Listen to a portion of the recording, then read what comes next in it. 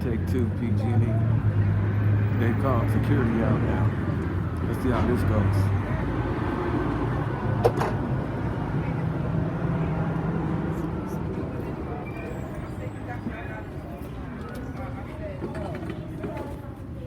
How you doing? Look like they called you here because of my contest of how I was being treated here at PG&E. You are bonded by the California Consumer Affairs as a security guard, right? Yes, sir. So you do have a security guard ID number, right? Yes, I do. May I have your name and your ID registration number? For what purpose? For my private person to file a complaint against Pacific Gas and Electric Company, which is my constitutional right, because you're sworn under the Constitution to uphold the Constitution when you take that oath to the California Department of Consumer Affairs. So I have a constitutional right to ask you to identify yourself when you are literally a public employee. Do you understand your constitutional right, sir? I'm a private citizen and I do not Yes, work for PG&E. Well, you're a private citizen that's working in a PG&E office to enforce their rules, their compliance, their safety. So that puts you in a category of working for PG&E. Although you're subcontracted, you're still a PG&E employee. You're an authoritative figure inside this building. Me, myself, I'm an authoritative figure under Americans With Disabilities Act and the Visionary Press, which is a pass I'm wearing on my chest right now. It's a media press pass, and I've just asked you twice to identify yourself by your registration number and your name, and you have not done so yet. As far as I'm aware, no, I don't have to give any of that information. Oh, as far as you're aware, you don't have to give that information? Well, let me make you stand corrected, sir.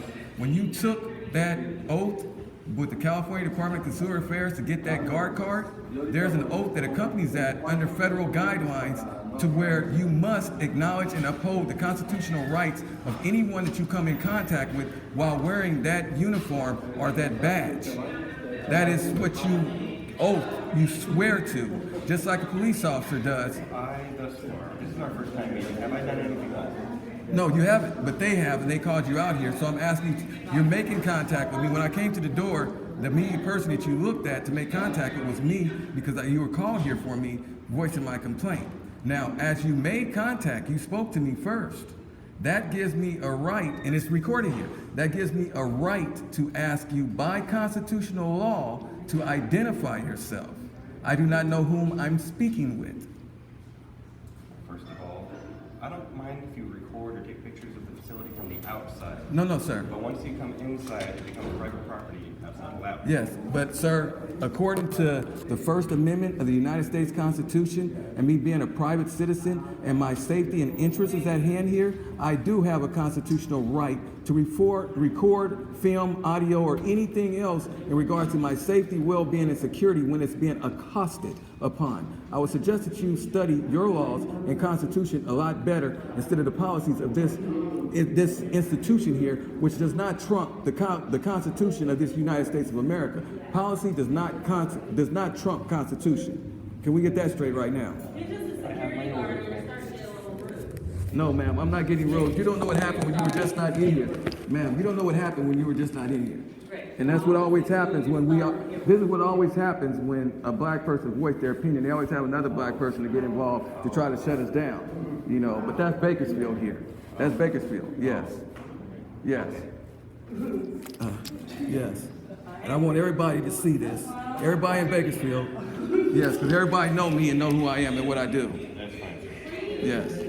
And I can't believe that she would sit up there and say something like that when she wasn't even in here, when they just accosted me at that window. I don't know what they Accosted my mother. That's why I'm even here, because my mother came down here to take care of it, and she's elderly, and she was disrespected and abused by him. So I come here myself, and not only do I get removed from the disabled window and told to come up to an able-bodied window, which is against my rights, and no one ever came to the window, but because I voiced my complaint, they call you, and because I'm voicing my complaint to you now, I have a so-called sister that tells me that I'm going too far with it. I don't think I am. I wasn't here. I don't know what happened. That's right. That's why I'm telling you what happened, so you can understand what happened. But evidently, some people don't appreciate when people are strong enough to stand up for their constitutional rights and not be Uncle Toms and Aunt Tabitha's and sit back and take it like it is. And I'm not one that's going to sit back and take it like it is. I'm going to speak up. I'm going to speak out very loudly and proudly. You can absolutely do that. Yes, I know I can. That being said, once you come inside of the private property of the PG&E Oh, it is when it comes to public safety. That's where you should look at the Constitution. Yes, I do. I've already been accosted by your people here. I'm already in an unsafe, heated environment out there. I've almost been run over several times getting out my vehicle out there in the street because over there on your 88 parking, there's a curve so high that a wheelchair can't get over it without going around and through traffic. So yes, I am kind of out of my way and feel endangered. Yes, sir, I do. That's a city issue. No, sir. That's an access to this building issue. That this building has been here over 40 years, should have took up with the city over 40 years ago, and has not, sir. That's why I'm here now. Because no one else has been here to express these rights or to even address them, and I'm doing so. And because I'm doing so, you have Aunt Tabitha's like that right there that want to try and hush me. And that's not going to happen.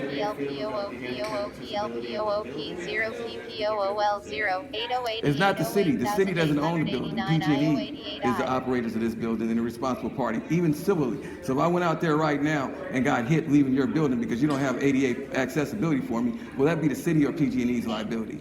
It won't be the city. No, it wouldn't. It would be PG&E's liability because they did not accommodate me, which is my right under the 1st, 4th, 5th, and 14th Amendment of the United States Constitution under Americans with Disabilities Act, sir. And by the way, my name is Chaplain Dr. Arthur Michael Lee Gray III. Chaplain, yes, sir. It's a military service, right? Yes. Frogman. I was a frogman. You know what that means? Oh, absolutely. Yes, sir.